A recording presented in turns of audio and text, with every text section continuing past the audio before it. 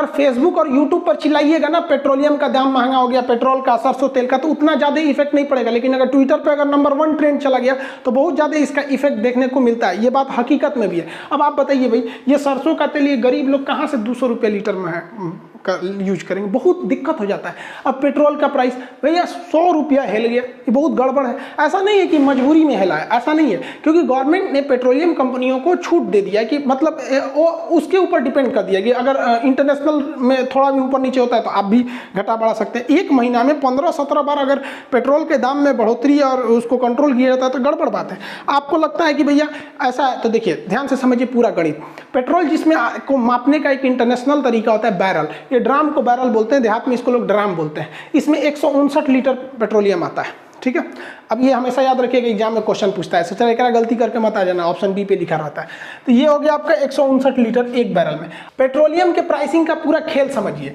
2021 का तुलना हम लोग 2013 से करके देखते हैं तो 2021 में $70 प्रति बैरल पेट्रोलियम जो क्रूड ऑयल मिल रहा है। तो पेट्रोलियम से फिर इसको पेट्रोल डीजल अलग अलग चीज़ बनाया जाता है, इसमें सरकार की भी कुछ कॉस्टिंग आती है। अब यहाँ क्या होता है, ना किसी को डॉलर समझ में आता है ना बैरल समझ में आता है। तो बैरल तो बता दिए 159 लीटर होता है। अब हम इसको कैलकुलेट करके आपको बता देते हैं। इसमें 70 में 72 से गुणा कर देते हैं तो ये रुपया में आ जाएगा, इसमें गुणा कर देते हैं 159 से तो लीटर में आ जाएगा। तो अभी सरकार को जो कच्चा तेल यानी क्रूड ऑयल मिल रहा है वो 31 रुपया प्रति लीटर मिल रहा है। अब इसको सरकार रिफाइन करके बेच रही है 105 रुपया। अलग अलग राज्यों में कहीं 102 है, कहीं 105, 106, अलग अलग राज्यों में।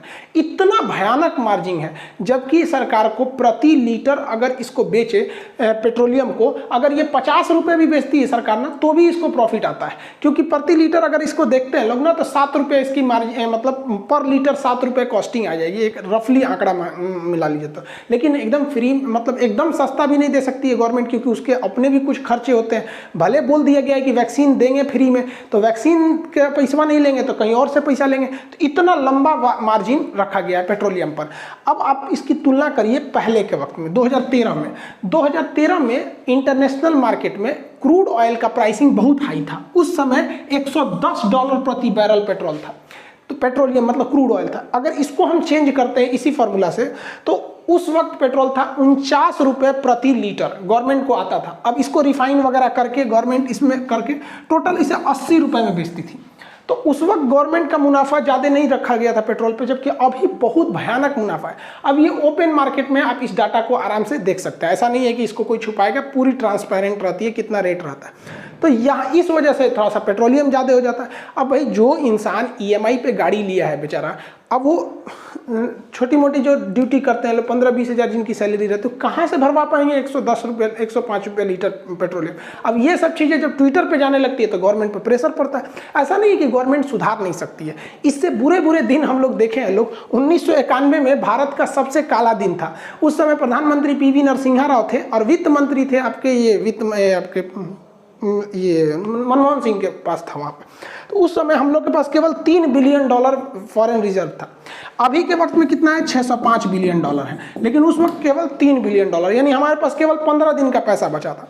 तो हम उस स्थिति से भी उभर के आ गए, क्योंकि अच्छे स्टेप लिए। उसके बाद गुजराल साहब आए, लुकिस्ट पॉलिसी पे ज़्यादा ध्यान दिए, फिर अटल बिहारी वाजपेयी आए, मनमोहन सिंह आए, अब मोदी जी चला रहे हैं। तो अभी के वक्त में ना इकोनॉमी बहुत अच्छे से संभालने वाला कोई दूर दूर तक दिखाई नहीं दे रहा है। अब इकोनॉमिस्ट में थोड़ी सी कमी है यहाँ पर। जिस तरह से मनमोहन सिंह का स्पेशली पूरी दुनिया जानती है उसको इकोनॉमी के हिसाब से, क्योंकि उनके जो इकोनॉमिस्ट हैं, जो उनकी सोच समझते हैं, उनकी तो विपक्ष भी बात बोलते हैं इस बात को। उस कैटेगरी का भी इकोनॉमी संभालने वाला नहीं मिल पा रहा है। लेकिन उनके इकोनॉमी में भी घोटाले सबसे भयानक हो गए थे। अब महंगाई बढ़ाने के लिए विपक्ष भी कम नहीं है। अब विपक्ष, एक बार मोदी जी से गलती क्या हो गया, बोल दिए कि पकौड़ा बेचना भी रोजगार है। अब विपक्ष वाले हर चौराहे पे पकौड़ा छानने लगते थे, सब मोदी जी को बदनाम करने लगते थे, सब प्रधानमंत्री वगैरह। अगर आपके GTV स्टूडियो के बाहर कोई पकौड़े बेचता है और शाम को 200 रुपया कमा करके घर जाता है, उस व्यक्ति को आप रोजगार मानोगे कि नहीं मानोगे? अरे भाई, सबसे मिस्टेक हो जाता है, हमारे मोदी जी से भी हो गया, लेकिन विपक्ष पीछे ही पड़ गया। मोदी जी ने कहा रुको बताते हैं, सरसों तेल के रेट बढ़ा दिए, ले अब 200 रुपया, अब तो छाने तो पकौड़ा। यहाँ पे सब शांत हो गए लोग छानने वाले। ये विपक्ष वाले कम नहीं है, सब यहाँ पर पकौड़ा छानने के लिए बदनाम कर देता है सब। शायरी सुनिए एक ठो, हमें तो सरसों तेल ने लूटा, पेट्रोल में कहाँ दम था, मेरा पकौड़ा भी नहीं डूबा क्योंकि कढ़ाई में तेल कम था। तो सारे विपक्ष वाले जो बदनाम कर रहे थे लोग ना, देखो आप भुगतो, इसलिए कहते हैं सब सॉरी बोलो, चलो मोदी जी से सॉरी बोलो, सॉरी मोदी जी, अब कोई नहीं बोलेगा ये सब पकौड़ा उकड़ा वाला बात, आप मान जाइए प्लीज़, गुस्सा मत होइए, मान जाइए, सॉरी कर रहे हैं, इसका सरसों तेल नीचे कर दीजिए, बहुत महंगा हो गया, गरीब इंसान बेचारा मर जाएगा, कहाँ से खाएगा वहाँ पे। अब सोचिए गरीबी कितनी भयानक है इंडिया में, ये समझिए कि लॉकडाउन में जनधन योजना में 500 रुपया आया अकाउंट में, ऐसे ऐसे 500 करके गवर्नमेंट कई बार भेजी। उस 500 रुपये के लिए बूढ़े लोगों को हमने देखा है जो सीधा खड़ा नहीं हो पा रहे थे, बेचारे 4-4 घंटे वो लाइन में लगे थे 500 रुपये के लिए। अब इस 500 रुपये में अगर वो 200 रुपये वाला सरसों तेल खरीदते हैं तो कहाँ जाएंगे? 500 रुपये के लिए इस तरह से लाइन लग जाती है। और ये सब बातें जो ट्विटर पर आती है तो फिर बाहर भी देखने को मिल जाता है ये सब।